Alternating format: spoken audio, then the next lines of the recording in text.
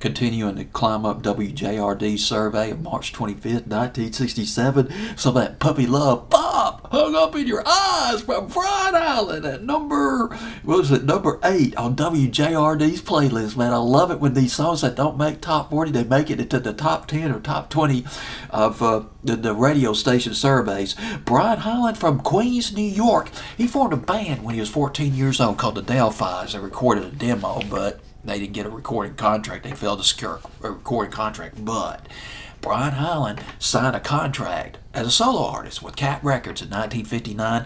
First record was called Rosemary, didn't do anything. Lee Pockris and Paul Fantz, they wrote a song called Four Little Hills, the Clickety Clack song, which went to number 73 on Billboard's Hot 100. And then Lee Pockris and Paul Fantz, they wrote Itsy Bitsy Teeny Weeny Yellow Polka Dot Bikini. They wrote that. Went to number 1 for Brian Hyland. It sold about 1 or 2 million. I think it's just 1 million. Well, 1 million copies. That's a lot of records to be moving.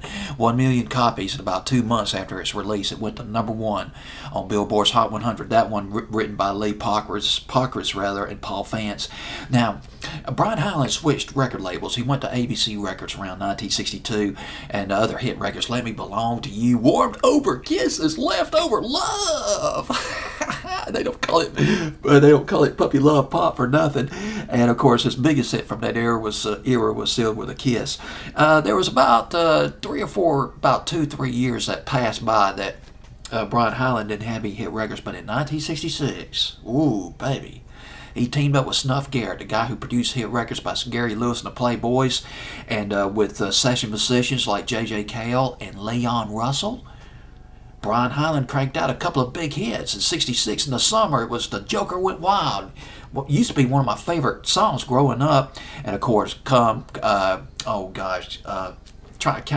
remember the name of that song, Run, Run, Look and See, which came right after that. And this song that I'm going to play for you went up to number 58 on Billboard's Hot 100, Hung Up in Your Eyes. One other note about Lee Pockris and Paul Fantz. They wrote the song Tracy, which they gave to Ron Dante. Ron Dante sang the vocals on it. He did background, and the record was issued under the moniker The Cufflinks. And a few years later, Pockris and Fantz also wrote Playground in My Mind, hit by Clint Holmes back in 1973. But we're in 1967, and this is Brian Hyland, Hung Up in Your Eyes.